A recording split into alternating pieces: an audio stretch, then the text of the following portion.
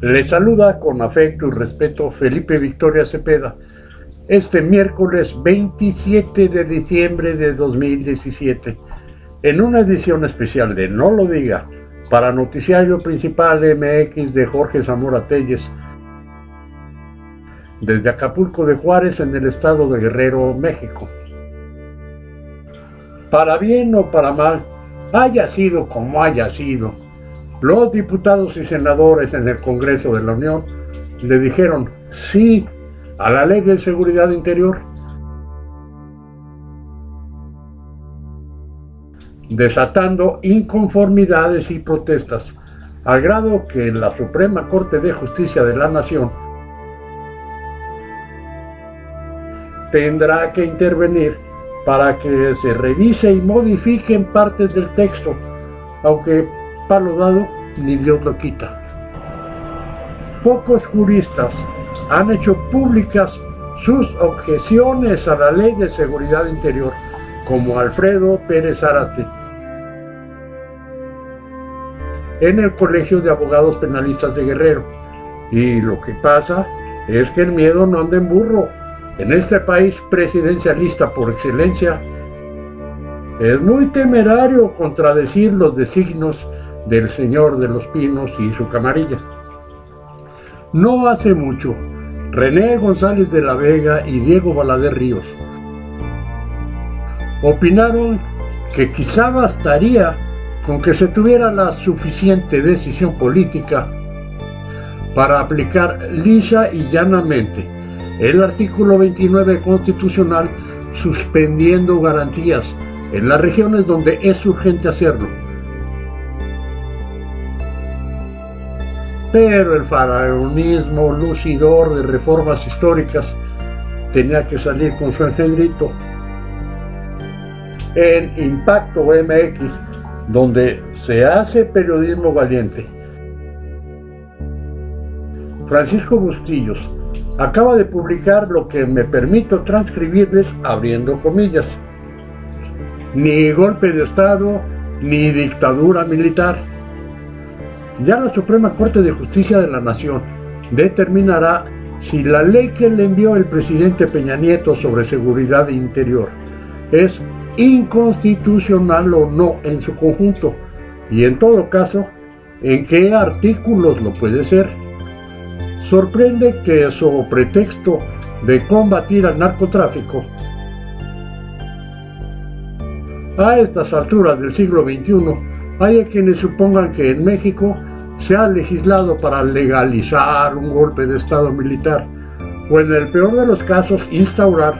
en nombre de la democracia, una dictadura civil apoyada por las bayonetas, o, en el menos lesivo,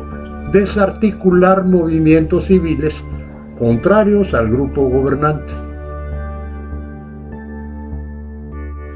Por supuesto, son justas las preocupaciones de quienes nos imaginan retrocediendo a la primera mitad del siglo anterior,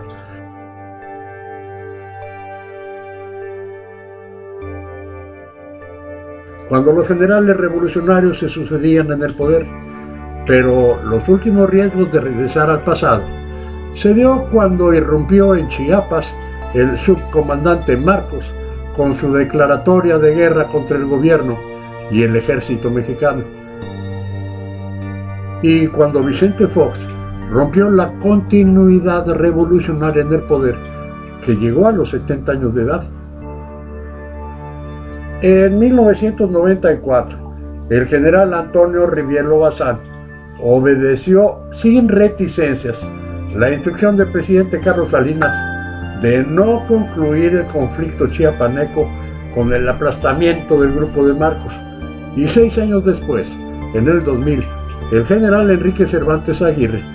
esperó la resolución del Instituto Federal Electoral, y el ejército se sometió disciplinadamente a Fox. Las Fuerzas Armadas volvieron a hacer noticia cuando Felipe Calderón sacó a los soldados de los cuarteles y los envió a Michoacán a iniciar la guerra contra el crimen organizado. A partir de entonces, se han tejido todo tipo de historias, incluidas las series de Netflix, en las que se habla abiertamente de la supuesta complicidad de las Fuerzas Armadas con los varones de la droga.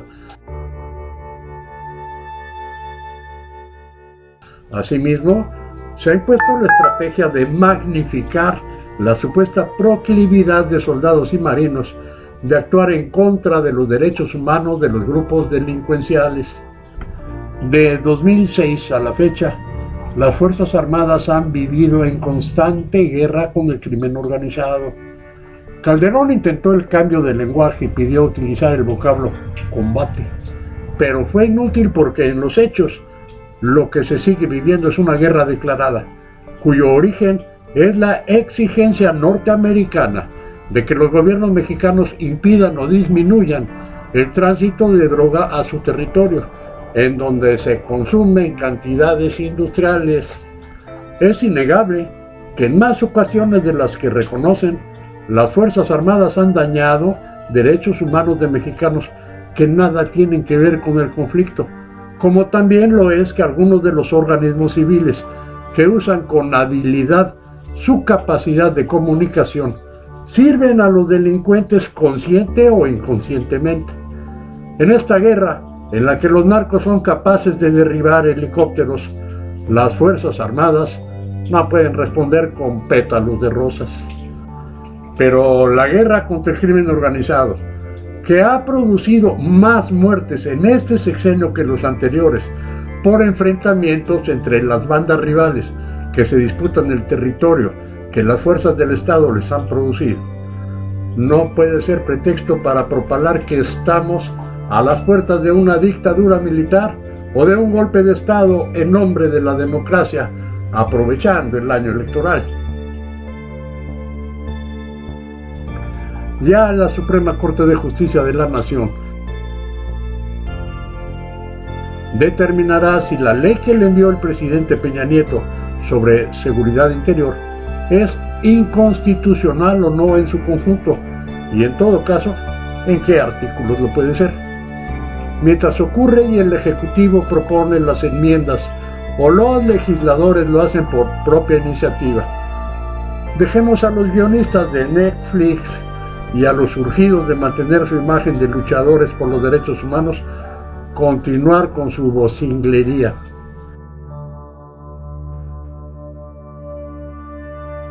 Al fin y al cabo, ya Andrés Manuel López Obrador